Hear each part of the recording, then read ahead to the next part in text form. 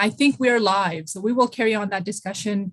Apologies to everyone for the technical difficulties.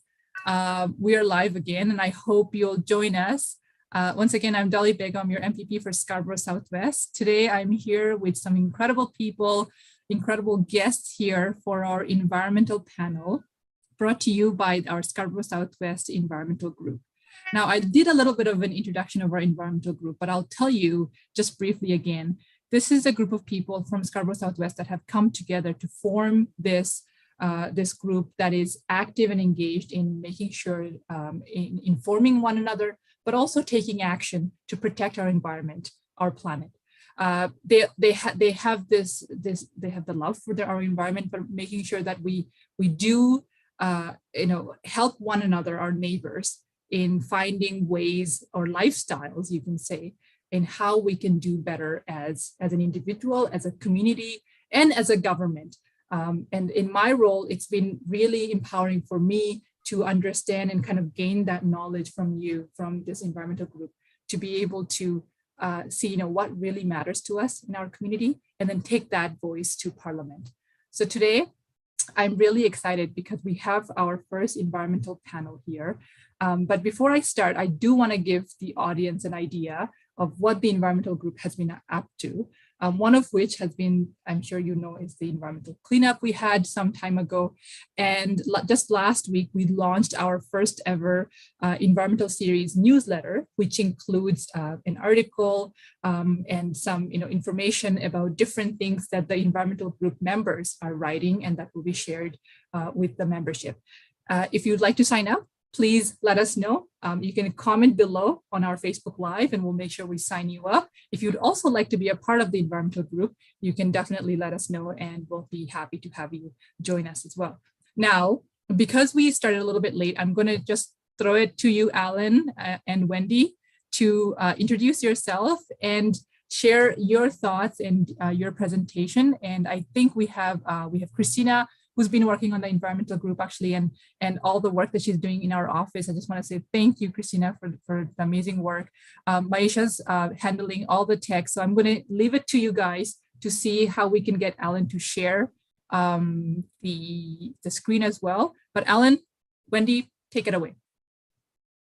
Good evening. My name is Alan Burt. I'm a Scarborough resident in the Cliffcrest community for the last since 1978, and I've got a master's in environmental science. I was an aquatic biologist and biostatistician for almost 40 years, and I've been working as a lake steward up at our cottage, and I also work as a director of the Cliffcrest Scarborough Village Southwest Residents Association, and I wish we could come up with a better acronym than that. And I will be speaking about the value of trees. Okay, well, Wendy, you want to introduce yourself? I'm Alan's wife, Wendy Hooker, and I've been a resident in Scarborough since 1975 and Cliffcrest since 1978, formerly a high school teacher for 41 years. And took my students when I was teaching a few years ago off to Africa, Tanzania, Kenya, and Mexico to help build schools and homes. But very interested and very much involved with the environment, with our residential association. Perhaps some of you have seen the newsletter that we put out. Marina, I believe, is on the site here, but she created what is called the Tree Ribbon Campaign to make people aware of what is so important about saving our trees. Leave it at that. Now, if I could only figure out how to make my screen bigger again, I might be able to. Okay, that's part of it. Okay, because I'm trying to share my screen and it's not working as yet. We can see your screen. Oh, they can Alan, see it. you're good to go. We can see it. Oh, We can. what are you? Okay, what are you seeing then? We see the Toronto Tree Canopy study, the 2018. Okay. I got it there. Okay. Yeah. 'Cause I can't, okay. Well, let's just start off with when I was a kid. One of the things that I really didn't like. We had a number of really large trees in our yard, and it was great most of the year, except in the fall. And then when all the leaves fell off, and my parents would be like, okay, you want to go outside and rake up all the leaves? No, not really. So I would end up spending the next 8 hours raking leaves from large maples and oak trees in our front and backyard. So I really didn't think much of trees until a little while ago when I started trying to look into, okay, why are they so important? And so I started looking into that. And one of the studies that I happened to look into was on the Toronto Tree Canopy study of 2018. Can you see the picture in there? Yep. Yep. Well, it lists all of the things that a tree does. I'm not going to list them all for you. There's way too many for that. But let me just see if I can make it a little bit bigger though. But I'm going to focus on some of the highlights of the trees. And one of the biggest ones, like even climate change, is heat reduction. It's been shown that on a well-treed street, in that particular community, it can lower the average air temperature during a hot spell by 10 degrees Celsius, which is equivalent to those who use the Fahrenheit scale or the old fogey scale, is 18 degrees. In a hot day when it's like 40 outside, that 10 degrees can be an awful lot. And what they've also found then is that in cities like Toronto, in places downtown where it's mostly pavement or where there are no trees, they are heat sinks. So when they do satellite images using infrared, it shows up as a bright red. Trees can do a lot to actually mitigate. And what they find is that in the poorer sections of cities, that's also the case. They tend to be hotter than anywhere else because they don't have trees. So what else? Air pollution reduction. In the city of Toronto, they have found that the tree canopy in Toronto removes $37.6 million worth of pollution. It's because trees absorb carbon and they remove pollutants from the atmosphere. Water quality improvement. Trees avoided $4.8 million worth of runoff that would otherwise have ended up in the sewers. And let's face it, our sewers are not in the best of shape. Energy emissions. It has, in Toronto, it's $8.2 million in savings. That having a good tree canopy reduces the need for heating and for cooling. Flooding reduction. It's the same kind of thing. Noise reduction. They can act as natural noise deflectors. And that also protects you from UV. If you hide underneath the tree, you don't have to lather yourself in quite so much sunscreen. And I don't know what's in sunscreen these days, but I'm not sure I want to use that much of it. And we get improved aesthetics. Now that seems to be a problem in Toronto, at least out here, in that we have developers who don't seem to value the trees, and it's the first thing that they remove, which I really don't understand. Maybe we need to educate people that trees can actually add to the value of your property. And as I'll show you a little bit later, that can actually be quite a lot. And improved human health. In the US, they have really started to recognize that trees contribute to your health, both in terms of physical health and mental health. If I recall correctly, there were health savings of health costs of $196 million in the US associated with the loss of trees. And of course, we can't forget wildlife habitat. That's where a lot of birds, animals, all manner of things live in trees. To add to this. So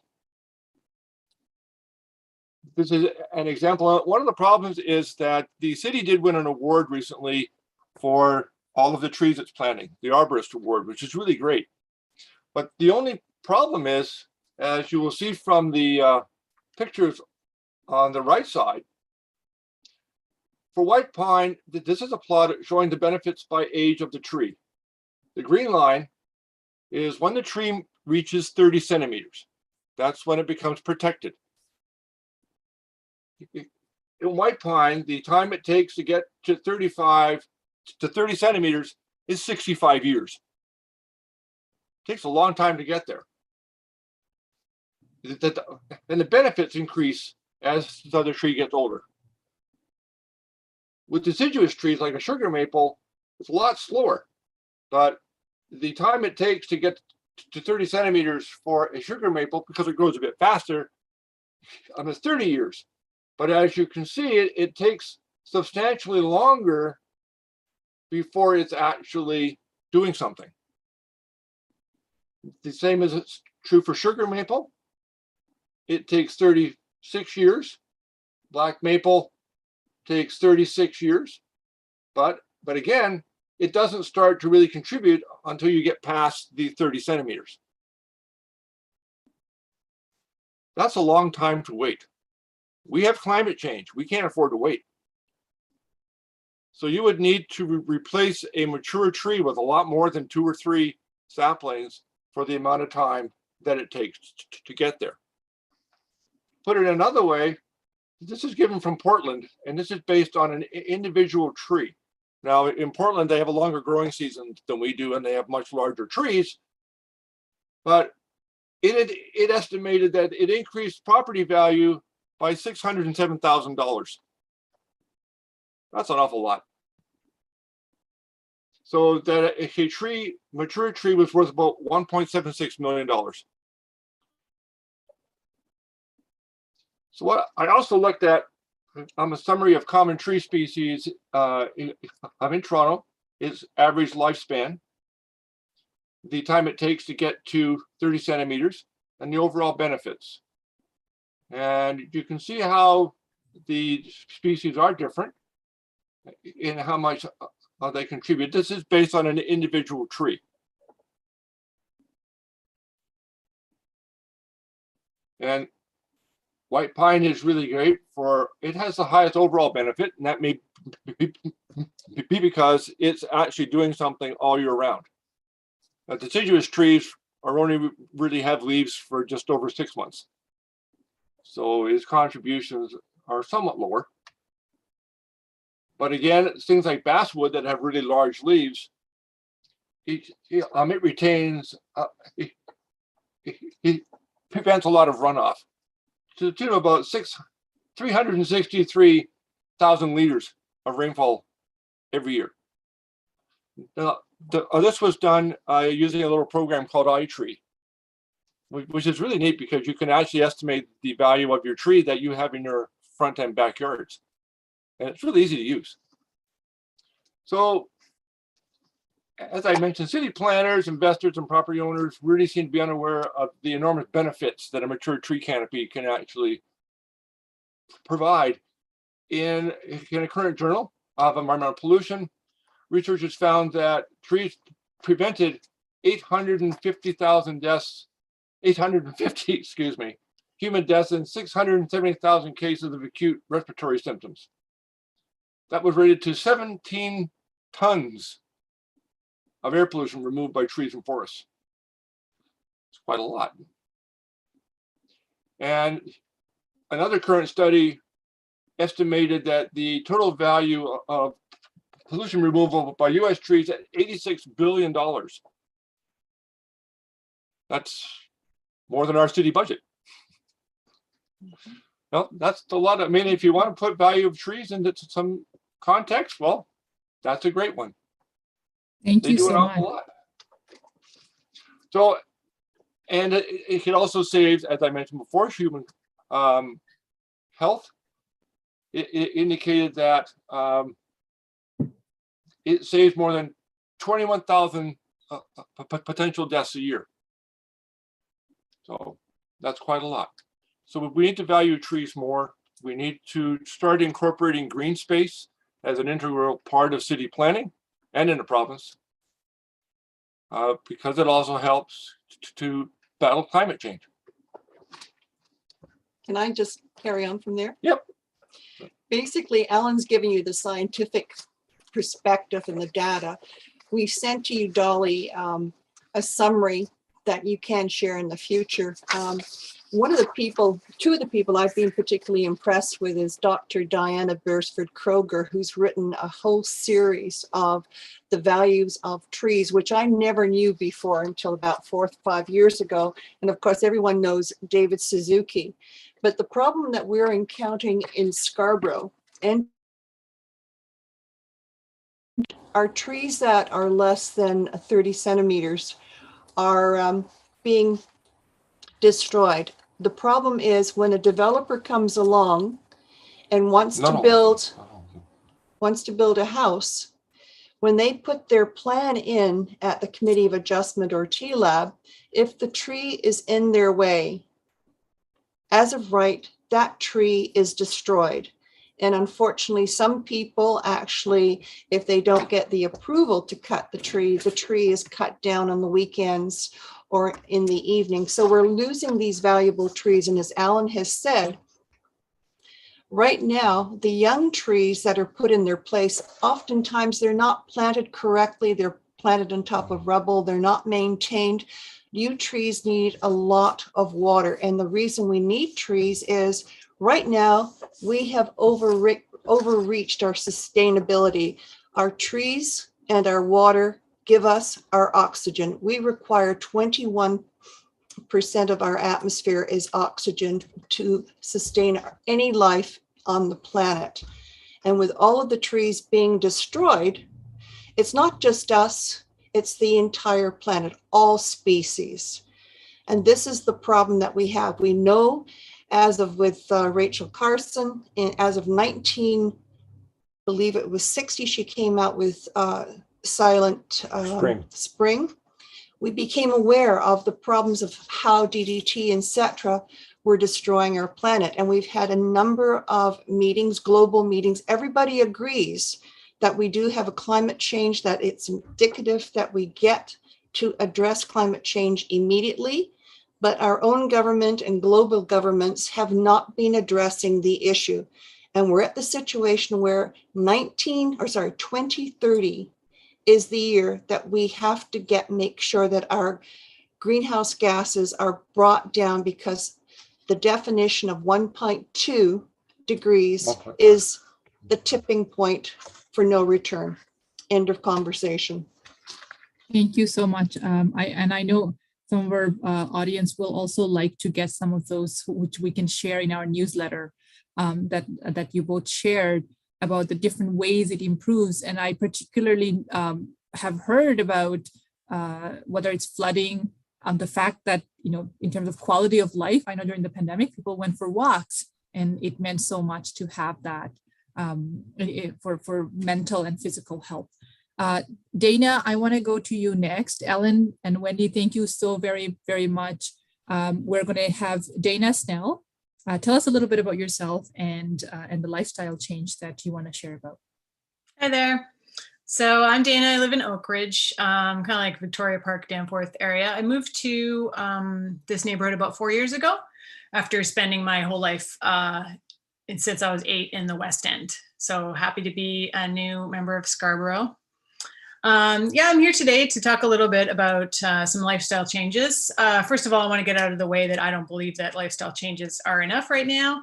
Our problems with climate change are very vast, and it takes coordinated action from government and business. And these are bigger problems than we can solve ourselves by what we eat. However, I would say that for myself, dealing with climate, the current crisis day to day can be a little bit kind of like deflating sometimes. It's hard to kind of keep motivated. So I found that changing my diet and making some lifestyle changes really helped me to kind of like feel a little more control over these big uncontrollable issues, feel a little more like I was doing all I could, and kind of like align my values with my life, which gave me like more motivation and energy to kind of keep the fight going.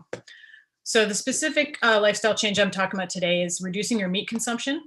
which is a really actually impactful way for a person to make a change in their greenhouse gas emissions that they're personally responsible for. I've heard it said that changing your diet is actually the biggest single action that you can take as an individual. So, and also, you know, you eat 3 times a day. So that's 3 opportunities to like make a difference, and also 3 opportunities to kind of feel a little bit more energized and motivated in your day-to-day life. So I wasn't sure that I could become a vegetarian. I guess it was also about 4 years ago because I love steak. And there's like a family story that I grew up in Alberta before I moved to Toronto when I was about 8. I used to like eat a whole T-bone steak to myself or something. I don't know if it was true, but that's what they always said. And also I live with a partner and a young child, and they weren't really thinking about cutting their meat. So, you know, I was like, can I really do this? So I just wanted to share kind of how I made it work in my family. So the first thing I did was what I call part-time plant-based. So I made a plan that I would be vegan, eat a vegan diet from Monday to Friday, 9 to 5. So that would be like breakfast and lunch on a weekday, because those are meals that I just do on my own, independent of my family. And so I found that was actually quite easy. When I was at the office, there was lots of vegan options around me. I had no problem, you know, finding vegan food. And because I in addition to steak, which was obviously a no-no, but I do also really love cheese. So I wasn't like feeling great about like sacrificing cheese. But if I knew that I was going to like eat cheese later, you know, for dinner or on the weekend, then it was a lot easier to stick to the vegan Monday to Friday, 9 to 5. And then dinner, I'd be a vegetarian, and weekends I'd be a vegetarian. So my partner does most of the cooking. So that was also a reason why I didn't want to try and like make everybody change their ways, and make everybody vegan would have been a pretty high bar to clear. But vegetarian was fine, because I could just kind of sub in whatever they're having, meat and 2 veg or whatever. And then I can like put a little meat alternative there, easy to prepare, no fuss. So they have their little meat and I have my not meat, and everybody's happy. So part-time plant-based was one success story. I would also like to recommend, maybe this is a no-brainer, but I feel it should be said, that you should really eat foods you like if you're going to try and do this, because I don't really eat a lot of salad. I didn't really eat a lot of salad before. So I would say don't expect to just all of a sudden start loading up your plate with like leafy greens and stuff, and for that to kind of have any staying power. I am a big fan of like meat alternatives. I really like them. So, you know, I've got my like these like eggy veggie bites that we cook instead of meat for me, or these seitan cutlets that we fry up. So they're really easy to prepare. I have heard people say that, oh, that's not good because these foods are like highly processed and they have like greenhouse gas emissions associated with their production. But I've never really understood that argument, because I guess they probably do, like compared to a salad, but you know, what about compared to like meat? I think that they are certainly going to be better for you than meat, and certainly have a lower greenhouse gas emissions than meat. So, you know, I think it's pretty, can be dangerous to like compare the, you know, so what's that saying? Yeah, don't sacrifice the perfect for the good. You know, if you're cutting your meat, then you're doing what you set out to do. So if you want to like eat a fake burger instead of like, you know, some quinoa, I think that is totally great. And I think you should feel good about that. My last point would be that it's okay to cheat. I thought it'd be really hard to live with people who were like cooking steaks and not, you know, feel like I wanted some myself. So sometimes when they're making something really smells really good, and I'm sitting there just kind of like with my little seitan cutlet, sometimes I will like sneak a taste. And I don't know if it's like my palate has changed or something. I think I've heard that it takes like 2 weeks for your palate to change, but I'm really kind of over meat. you take a bite and it's like really great and like juicy and salty, all the flavor right away. And then you kind of keep eating, you keep chewing, and you're like, ugh, what is this thing? It loses all its flavor. It's kind of this like gross, chewy, I don't want to gross you out, but my point is meat is not a big deal to me anymore. It's not that great. Say you like eat a pineapple instead and you're like, it's juicy, it's sweet, you take a bite and then you keep eating and it tastes good all the way through. It tastes like a pineapple all the way through. So yeah, I think actually every now and then when I do taste a little bit of meat, I'm always kind of like, oh yeah, this is no big deal. Like this is fine to not eat this. So it's actually kind of helped me to stay the course to taste meat every now and then. And there's definitely lots of different like climate diets out there that kind of recommend like you can still eat some meat, but have it like be like a savory, garnish or something, but not like what you base your entire meal around, which is pretty, I think, knee-jerk for many people. So yeah, and I would say keep in mind that if you want to try and go down this road, your goal is meat reduction. You don't need to be the perfect vegetarian or vegan. And I did come across this meat tracker recently, which is kind of cool. I don't know how to put it in the chat, so I'm just going to read it to you. It's called Optimize Meat Tracker, and it's OPTIMISEDIETORG, optimizediet.org. This is British, I think. And so they have this meat tracker for people who want to cut their meat consumption for whatever reason. And they've said that they found that people, when they started using this meat tracker, were like absolutely vastly underestimating the amount of meat that they eat. And once they kind of have it down, they see like how much meat they actually consume, and they're all, like pretty surprised by it. And you can set your own goals with that and cut down, however much you want to do. You want to cut down one day, you want to cut down, go meatless for a month or whatever. It's kind of about just resetting, learning some new recipes, just resetting that connection with like meat and dinner, meat and meal, and just kind of like developing some new tastes, new skills, new recipes. And yeah, that's it. Happy eating. Thank you so much. I'm going to share a comment that we got, which is, Dana, thanks for making me feel better about not being excited about salad. I have tried and failed. So I'm sure many viewers will relate to that as well. And also thank you for explaining in terms of some of the process. And I think there are people who care, and have different approach. So this is really informative. And I think sharing a lifestyle change the way you have done it is really cool as well. So thank you, Dana, for that. Now we're going to move on to a completely different style of lifestyle change. Tierney Smith, tell us a little bit about yourself and how your experience has been moving from electric to gas. Sorry, gas to electric. Oh my God. Let's hope Please don't move to gas. No, I'm just kidding. I'm not kidding, but I know what you're saying. Great, thanks, Dolly. So yes, hi everyone. My name's Tierney. I'm also a resident of Scarborough West, also in the Oak Ridge area. My partner and I bought a home here a couple of years ago. And what I want to share with you today, like Dolly mentioned, is how we have transitioned our home to electricity, and very specifically about home heating.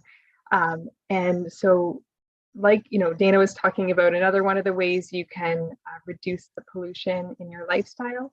Another big way that we all do emit pollution as a result of our personal lifestyle is just heating our home. Now, maybe you can't call that a lifestyle because we need to heat our home to survive in our Canadian winters. So we know it's a must, but how can we do it in a way that is good for the climate and reducing our own pollution? So if you're like me, you'll kind of have grown up knowing really two main ways of heating your home. The first one is electric baseboard heating. And so we do know electricity is a good way to kind of move into our green future. We know that we can make renewable electricity. And in fact, our electricity in Ontario is already pretty renewable. So that's great. But we also know that electric baseboard heaters have a reputation for being pretty electricity hogs and being expensive to run. So not really so great. Other most common option that I think around here we have is natural gas furnaces. It's what I grew up with in my house, and it's what we had when we moved in here to this house. And the problem with that is that natural gas is a fossil fuel. It is polluting, and so we're not going to be able to, as we move towards a green future that is where we're not polluting, basically our natural gas furnaces are not going to have a part in that because as I said, fossil fuels do pollute. So what to do? I only learned recently that there is another option, and so it's possible some of you may not have heard about other options as well, but the good news is there is a solution to this conundrum. It's called a heat pump, and you may have heard of it in the context of geothermal heat pumps, which kind of get heat from down deep in the ground. That's great if you have a bigger building or you have more of a community effort, but for the everyday homeowner, that's mostly going to be out of our reach. So fortunately, again, there's another solution, which is an air source heat pump.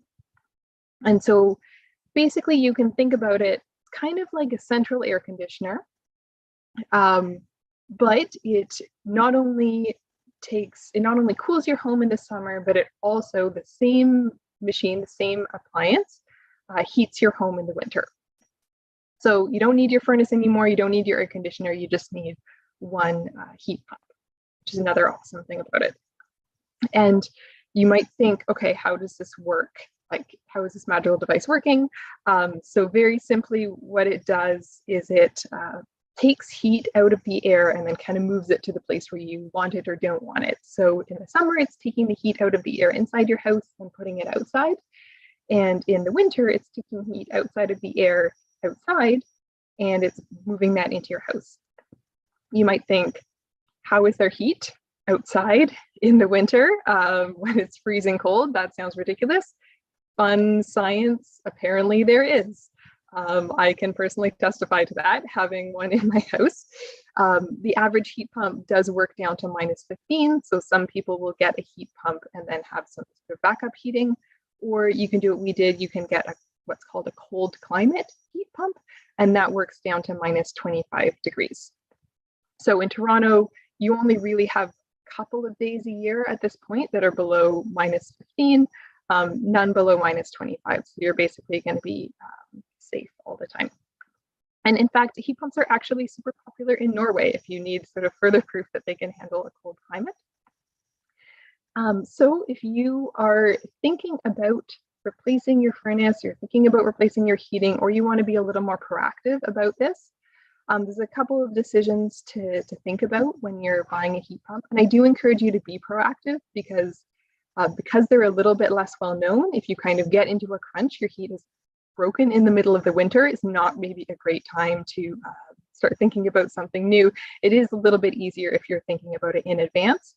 And that was our situation when we moved into this house that had a 26-year-old medium efficiency natural gas furnace. So we could tell pretty quickly that was something we were going to want to replace proactively and not sit around and wait till it broke and left us freezing cold in the winter. So one of the main decisions you can make is whether you want a ducted solution or not. So if you do have a furnace right now and you have ducts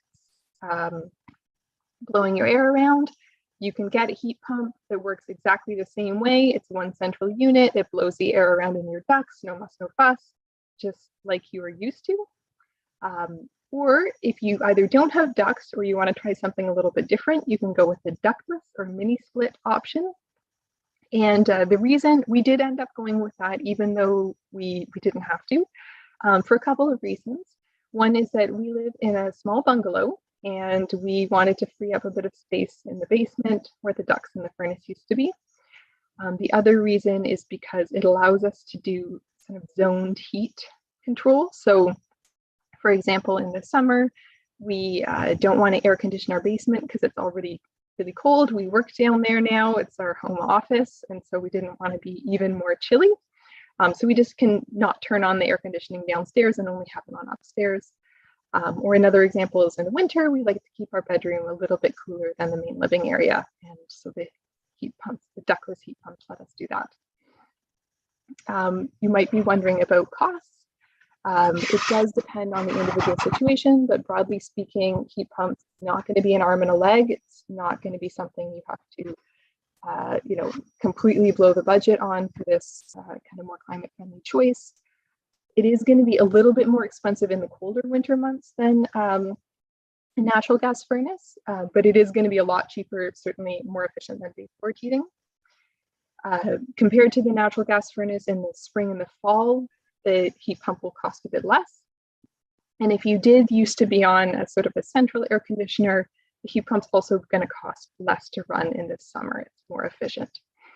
So depending on your scenario and how much heat you use at different times or how much energy you use, those might kind of even out for you. It could be a little bit more overall because of those winter costs. So it does depend. But anyway, it's certainly worth taking a look at. So just in summary, I'm happy to answer more questions later, but really I would think ahead. If you are a homeowner, you do own a home, think about how you're heating your home and really think about, I know it's important to think of the dollars and cents of your individual circumstances. Obviously, affordability is a big issue nowadays. So I don't want to downplay that at all. But I also want you to step back and think about kind of where we're going as a society and kind of what we need to do to create this future that we want, a future where we can survive and not have so much climate change. And to do that, we basically need all of us to change our home heating to electric and to kind of be in that future world. I think it will be in the future, we will say, okay, why are you choosing a fossil fuel appliance for home heating when there are other options? So for now, this is a change. It's one of the changes that you can take in your hands. You can do this one yourself. And, as you get used to it, you'll be able to share that with your friends and family, and it will become a more familiar and more normal choice for us in Canada. So yeah, thanks so much. Thank you. Thank you so much for that, Tierney. Would it be possible for both you and Dana to share the websites, especially about heat pumps or anything else? And for those of you who are watching, if you have any questions, please do leave it in the comment section on our live. And we'll also try to share, like, for example, the presentation that Ellen shared, we'll send it out through our newsletter as well. I want to now go to David Belford, to share about his idea of electric cars. Hi. I was going to talk. I've had an electric car now. We have actually for about 3 years, and we love it. It's a great car. And I am asked an awful lot. I've been approached by people in parking lots and what have you, and asked me about the car. They find it a little bit, they don't have enough information about it. They're a little bit worried about whether it's going to be as good as having a gas car and on and on. So talking about it does help. I've seen a number of people over the years decide, well, maybe I'll get one. Now, one guy asked me, is it as good as a gas car? I said, well, it runs really smoothly, better than a gas car. It's quiet, has no fumes. It's as fast and powerful as most gas cars. In fact, they can take off like a shot if you really want to race it, which I don't. But and it's helped decrease our carbon emissions. I think backing up to that whole thing about what is actually best to be helping the environment, I think the best way to decrease emissions has been basically said to be getting us out of cars, and onto transit and bikes and things like that. And it is true. The more you drive, the more the roads, which are polluting, they cause pollution, they cause all kinds of problems. The more we extend out, the bigger problems we cause. But nonetheless, I think getting gas cars off the road is quite an important thing to do. Now, we're not typical owners of cars. I think the most market for these kind of cars are going to be commuters, people with a short commute to go from home to work and back. And if they had that with an electric car, you could just charge that probably, if it's a short commute, you might do with once a week. That's all you have to do. And it's a lot easier than going to a gas station all the time. Now we use our car to go to the cottage. That's how we're a bit different. We're supposed to what you do what, and that's because the first concern you have about when you're thinking of buying an electric car is that whole range thing. Can I get there? Am I going to get stuck somewhere? So we had to look at that. Now we have a cottage that's 193 kilometers away. And the car we bought had a range of we had a Nissan Leaf, by the way, and it had, I think, an advertised range of 285 kilometers. So that's great. You think, well, we can get to the cottage. Well, how the hell do we get back?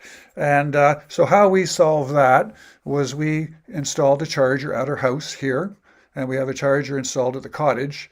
So we just, instead of going to the gas station, I just go out the front yard or the driveway, sorry, plug it in, go to the cottage, we plug it in there.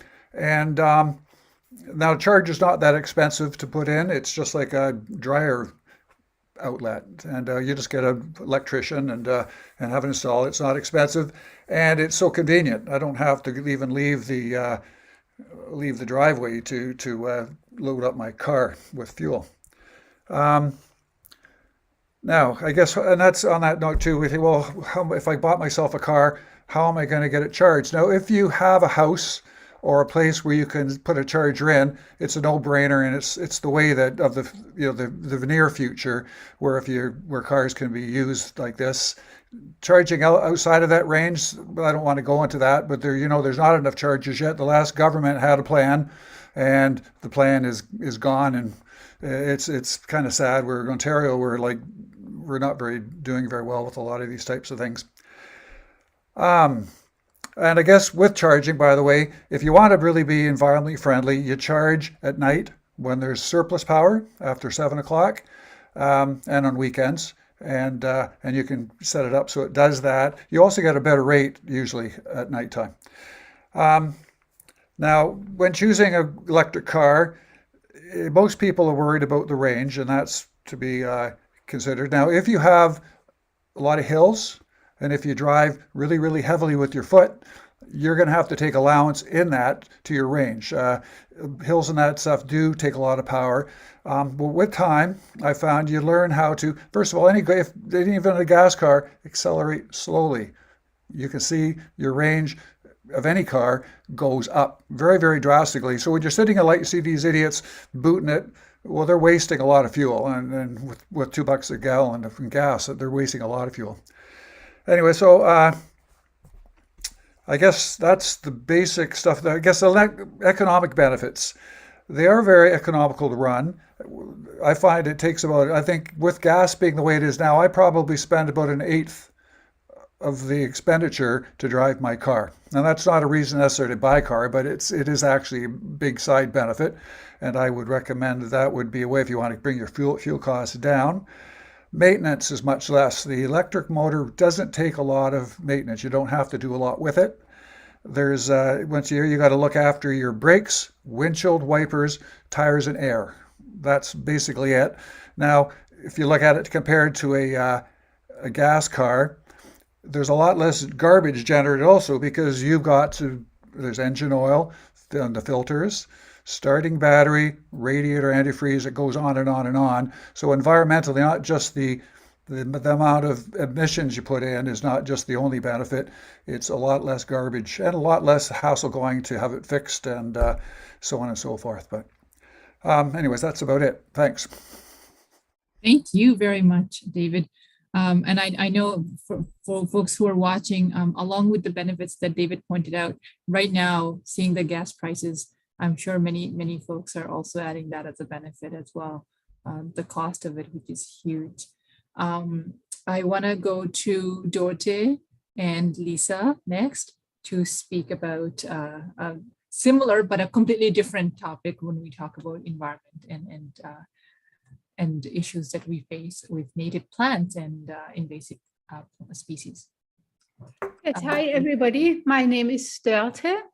And I moved here 4 years ago to Cliffcrest as well, and had the regular, lawn, and decided to replace it with native plants. I don't remember why I chose native plants, but so native plants are plants that evolve together with all the native wildlife in this area. So then what I noticed, it really literally woke me up when I saw that out of this sterile place with lawn, the life would come. And within the 3 months after planting it, like so many different butterflies, birds and bees were in the garden. It was incredible and so enjoyable that even curious neighbors and school classes came to visit my garden.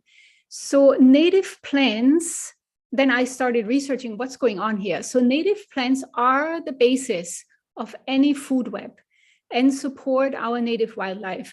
And therefore, it really matters what we plant. And native plants are very beautiful. Like I visited Europe and, I come from there, and it's the big fashion now to grow New England asters, purple coneflowers, and black eye Susans in public parks over there.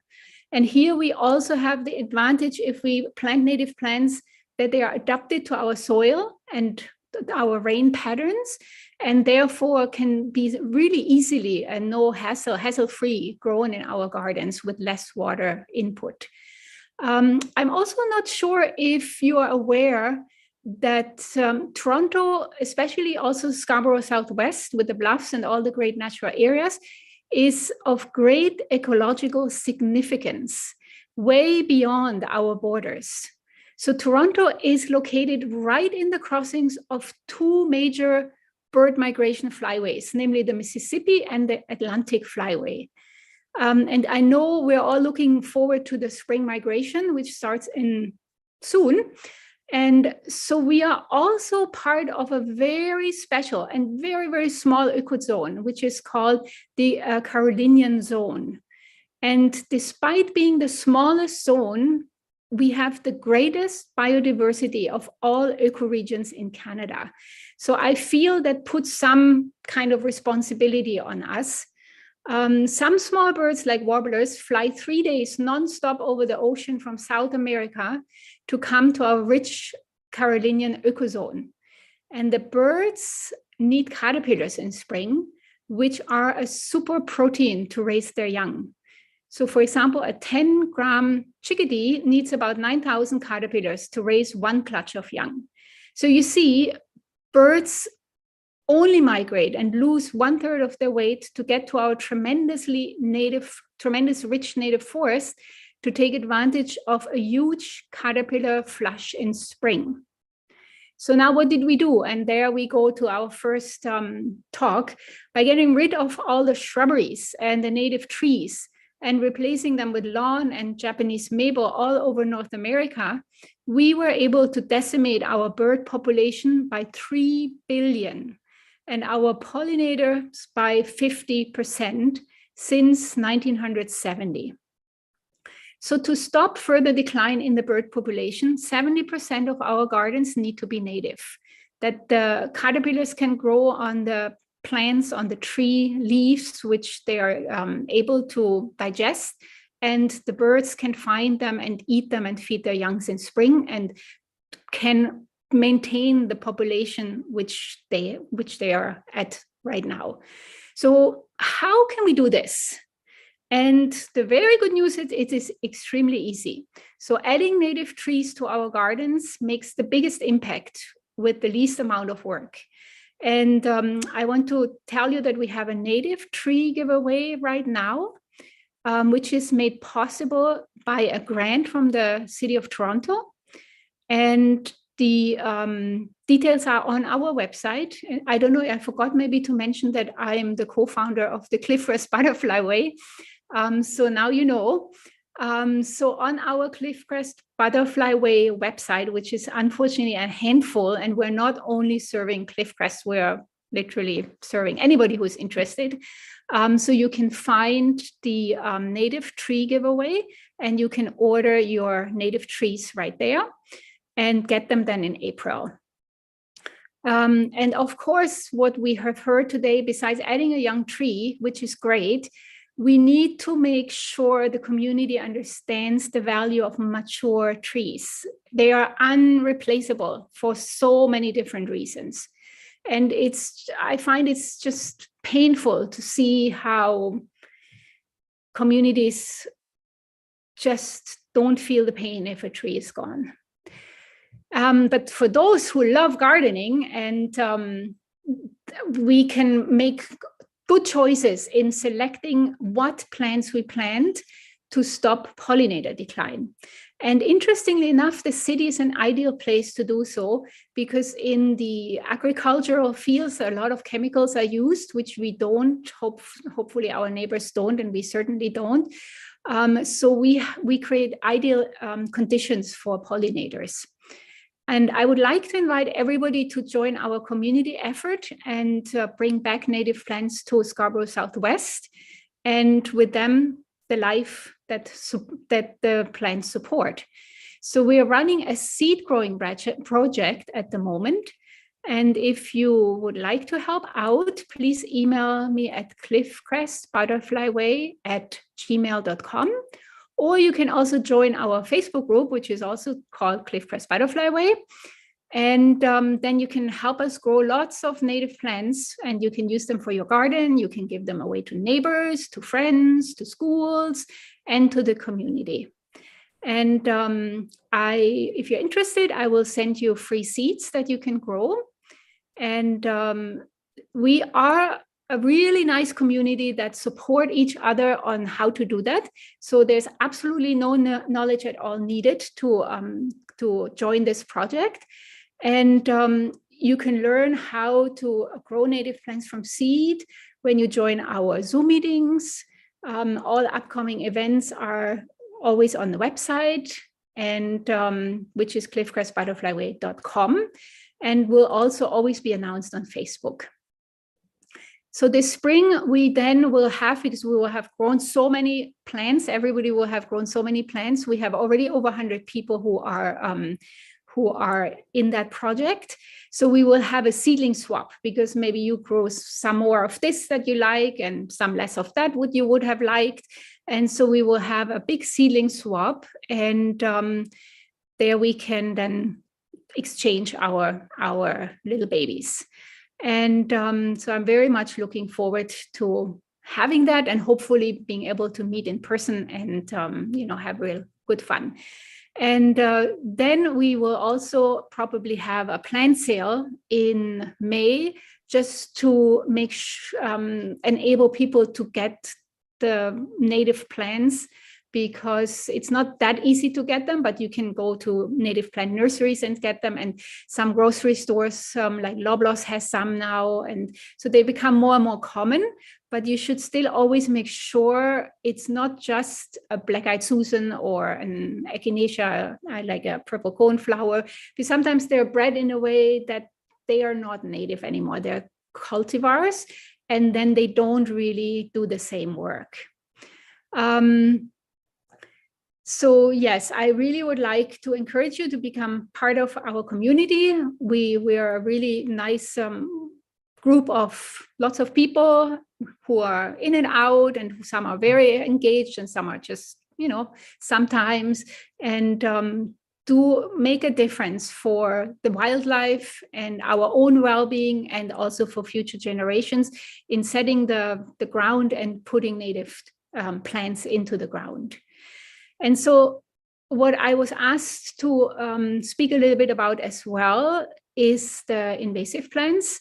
So the native plants face another threat besides our well-meant but very outdated garden ideals, which are the invasive plants. And invasive plants are a problem because they are introduced plants from somewhere else and have no beneficial relationships with the food web.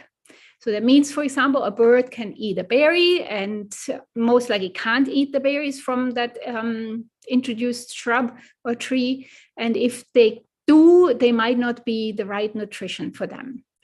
And bees might get nectar. We see a lot of bees on all sorts of plants and think, oh, wow, this is great. But the pollen most likely is not suitable to raise their young. They also need protein to raise their young, and that they can get the right pollen at the right time to provision their nests. And most important of all is the invasive plants don't feed the caterpillars. So, and that ironically is exactly the reason why gardeners wanted them in the first place, because they didn't want the caterpillars on their plants, right? That's the thinking we are coming from in the traditional garden world. And so, so invasive problems, invasive species are therefore a problem because they then can escape from your garden unnoticed and can get a foothold in natural areas. And over there, they can grow very rapidly as they don't have any predators like caterpillars or other pests or whatever to keep them in check. And so they outcompete native plants and destroy the functioning ecosystems where the soil, the plants, and the animals have evolved together and keep themselves in balance. So here in our area, we are struggling a lot with dog strangling vine, with garlic mustard, and many more.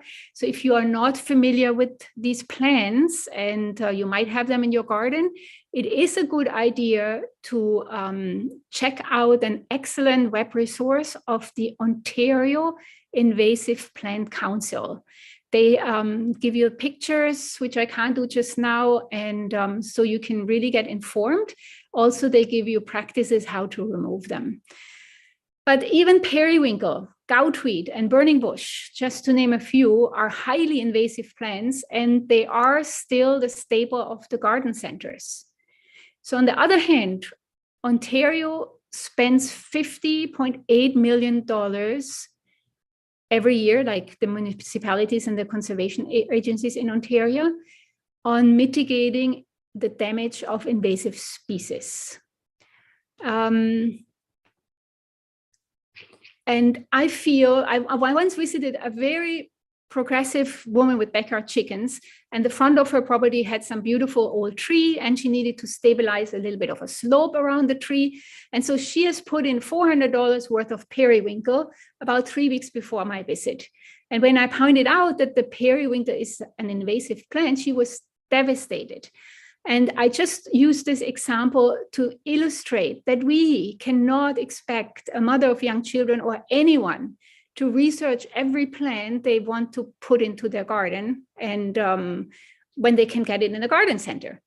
And so I find the world has become very complicated, and therefore I feel that the role of the government of all levels is to protect individuals to make those obvious, really harmful choices. And so she ripped them all out and bought another $300 worth of wild strawberries, violets, and wild ginger, which is in there just now and doing really well. But I feel with appropriate laws, we could much quicker and much more efficiently protect our environment and our collective assets from further destruction. So we as individuals should take advantage, and we see this in the political era just now. We need to take advantage of being in a democratic system and make our voices count. And I thank you, Dolly and Christina, for creating that community space to bring forward solutions that can go a far way. And I urge you to phase out invasive species out of the horticultural trade, and maybe even put in goals, quotas, that 30% of native plants have to be offered in any garden center. So in the meanwhile, if anybody is interested in helping to remove invasive plants on public land, check out the brand new group called Toronto Nature Stewards. You can start your own project, and you get some training how to remove those invasive plants and what are the best practices and what the city allows. And you can either do your own project, or you can join some very active members which already exist in our area. So that's all from me. Thank you so much. Perfect. Thank you very, very much, Dorte. Lisa, I know you want to add a little bit before we go to Sarah. Go ahead, Lisa. Thank you so much, Dorte. Right. Thank you very much. Dorte has pretty much covered what we've been working towards. I'd just like to add a little bit of a personal experience to that, because I think for some of the older people in the neighborhood, it's a little challenging to do that gardening. But it's really easier than they might think. I'd like to mention to add a few native plants at a time. And keep in mind, it doesn't have to be all native to start. It's a good mix of what we might think is attractive, what we might think is pretty. We can't make the change overnight. The pressure is on, but the pressure can be controlled, and we can work towards doing it in a sort of a stepwise manner. My front yard is probably about a third done, and I pick at it slowly when I get a chance to, and when I have the physical energy to do so. So I just thought I'd add that personal experience. But thanks very much, Dolly, for doing this and supporting us in this. And hopefully we'll be able to share some of our educational information on in your newsletter as well.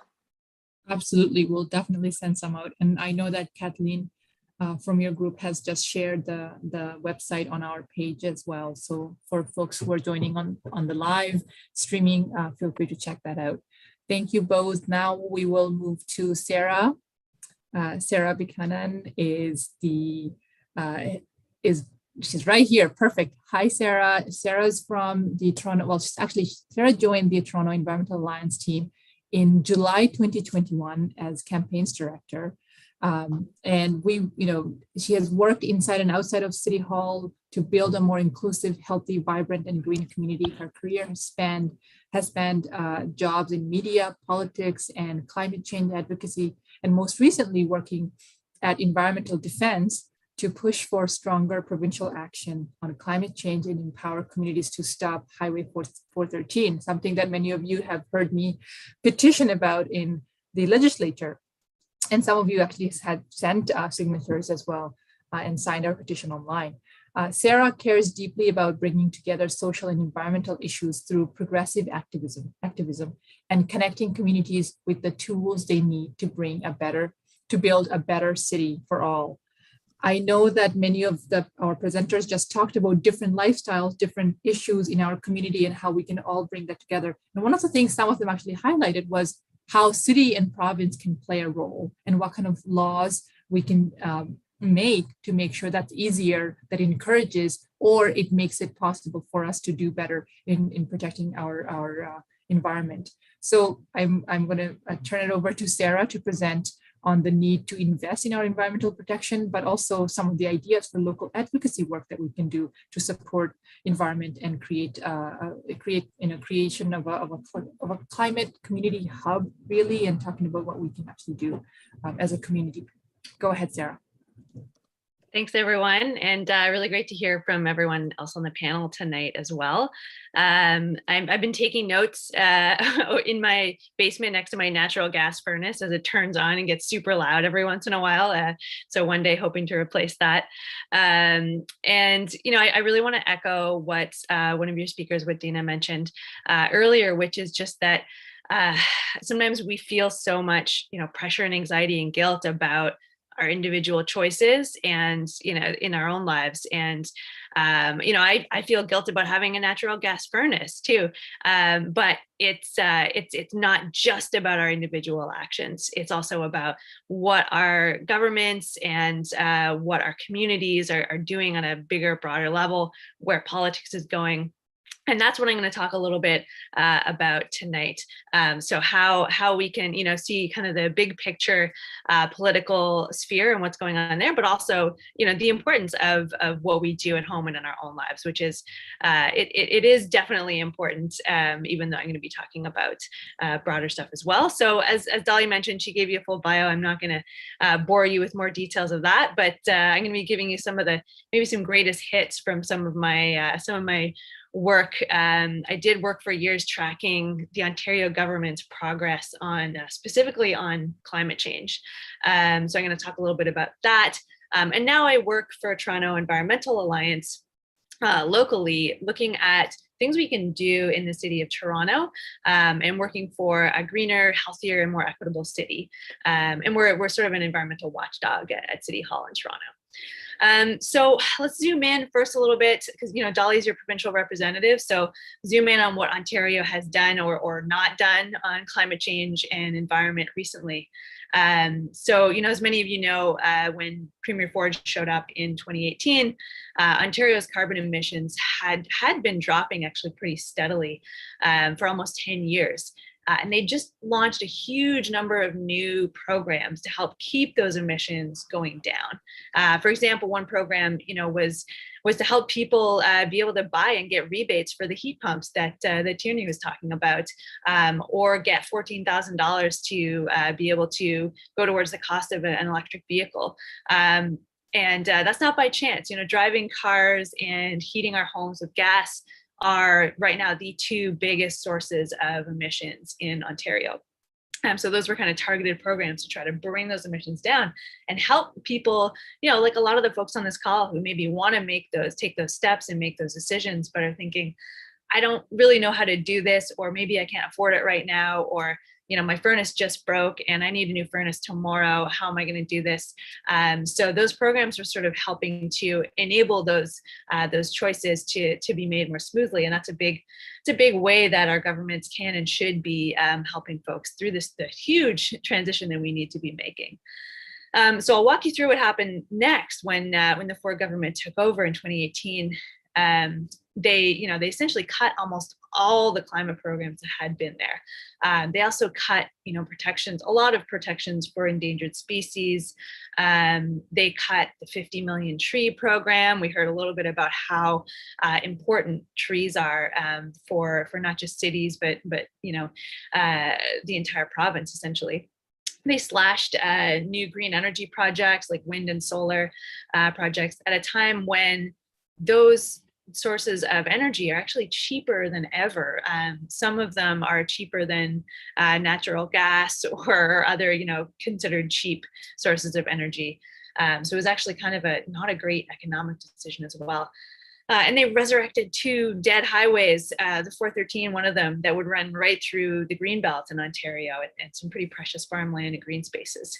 And then the plan that was released to try to replace those programs was, frankly, pretty insufficient. And 4 years later, but part of my job was just tracking, okay, what have they actually done from this plan? And on the climate side, very, very little. So I won't go into all the details because unfortunately, we don't have time to go through the list of things they didn't do that they promised to do. But, one big example is they promised $400 million to go towards a fund for carbon cutting programs. And they just never talked about it again. It just disappeared. Didn't happen. So as a result of all these cuts and a lack of replacing them with any alternatives at all, Ontario's carbon emissions actually spiked starting in 2019 or 2018 and 2019, which shouldn't be a huge surprise because all the programs to help keep those emissions down were gone. And so emissions started to rise again, which, as I'm sure you all know, is absolutely the opposite direction that we need to be going in terms of greenhouse gas emissions right now. We should be driving those down further and further and further, and that slope should be getting steeper instead of going up. So, in the last few years, Ontario has moved backwards environmentally to a pretty dangerous degree. And I know this all sounds really depressing, but I will say that there's some good local examples of the cities in Ontario stepping up to take more action, despite the province maybe throwing up a lot of barriers. Toronto is a good example of one of those cities. We're not perfect, but there's some things Toronto's done that have been inspiring. For example, Toronto just made their carbon reduction target even more ambitious.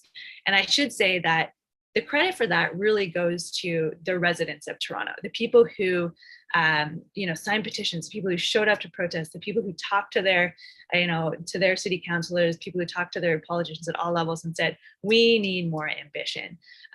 They never would have done it if people like this group hadn't kept being vocal and pushing and pushing. So I think there's a really good lesson in that you have to help make the political case for making those sweeping changes. And in Toronto, that political case exists because of groups like this one who are coming together, who are talking to their elected officials and saying, we're here, we're vocal, we're not going to let you forget about this and walk away from the table here, because we want to see these changes happen and we want to see them followed through on as well. And as a result, Toronto has, one of the most ambitious climate targets in North America. Some of the work T has done, just really briefly, has also gone even more local. We work with high-rise buildings to bring in systems to help them reduce waste. Simple things like forming a green team in a high-rise building, and that green team can go talk to, the superintendent and say, hey, how about we replace our garbage chute with an organics chute? Then it'll be easier for people to, use put their organics where they should be, rather than only throwing it in the garbage easy. Things like that can do, for example, what Mayfair and the Green in Scarborough did, which is reduce their garbage from 20 bins per month to less than 1 bin per month. So that's one example of kind of, again, local communities coming together to take action collectively. And the Climate Hubs project was another one that T was working on, to set up community climate hubs, which basically means a community center hosting local people to share knowledge, plan out actions they can take to fight climate change in their area. Think of it kind of as a launch point. And in Scarborough, there's the East Scarborough storefront where there's some of those discussions were hosted as well. And they've got some really cool stuff happening over their garden. They have the Skyo swale thing. I don't know if anyone here has seen that. And another example, in Bathurst Finch, there was a community climate hub. Group of residents got together to host a information session about how to get rebates and funding to do, what Tierney did to replace some of the heating systems in your home and get better insulation and make your home more energy efficient, which also helps you save money as well. So, I'll stop there and happy to answer any questions. I don't want to take too much time because I know we're getting to the end of the time here, but I just want to say, congratulations for the work you're doing, and keep doing it and keep staying loud and vocal and demanding change. Thanks. Thank you so much, Sarah. And I think you wrapped it up really well with what we need to do when it comes to environmental changes, when it comes to the work that we need to do as government, and how we can bring that to a local focus as well. We do have just a few questions that before we wrap up, and one of them is actually, I believe it was for Dorte, for you. No, I think you've answered it. So we've got some of the answers in the chat, as well as from our Facebook group. We have we've answered those as well. So if we have any other questions, we can do a bit of a discussion. I think we have covered all the questions in the chat. We've also shared some of the links that was provided in our Facebook comment section as well. And we'll be sure to also give a bit of a summary in our newsletter that goes out in the next edition, to give you an idea of what happened today and how you can find those resources through, so that you have it handy for you as well. I want to thank all of our panelists who joined us, as well as our guest speaker, Sarah Buchanan from Environmental Alliance, for joining us today and sharing her expertise and the work that she does. And of course, to all of you, our Scarborough Southwest Environmental Group members, thank you very, very much for bringing a really personal insight to today's panel and sharing that with us. I hope, does anyone have any comments or anything to add at this moment? I know we've gone on for quite a bit of time. All right, I will. Maybe I do have a quick question. Does this group have a plan for bringing forward to legislature some of the items that we are discussing, and for that political push? It seems that our grassroots attempts are awesome, but the grassroots attempts need to grow and become a push from above, basically. That's a great question, Lisa. So one of the things that that I briefly mentioned when I was talking when I was introducing Sarah was, for example, the petition that we have about Highway 413 and some of the work that we do in terms of the MZOs, the ministerial zoning orders when they were announced, as well as continuously pushing the government to change some of the, well, first remove some of the changes that they made once they came in power. There are quite a few different things that we can work on. I think as an environmental group, once we have our whole environmental group together, we can think of specific legislation. But I know in just right now, there are quite a few different petitions that we have on our website, as well as print copies that I do present in the legislature when it comes to specific issues. And the highway is one of them, the ministerial zoning order is one of them, as well as I believe there is another one that has to do with some of the recent changes that came about with the conservation authorities that I believe David actually spoke about as well.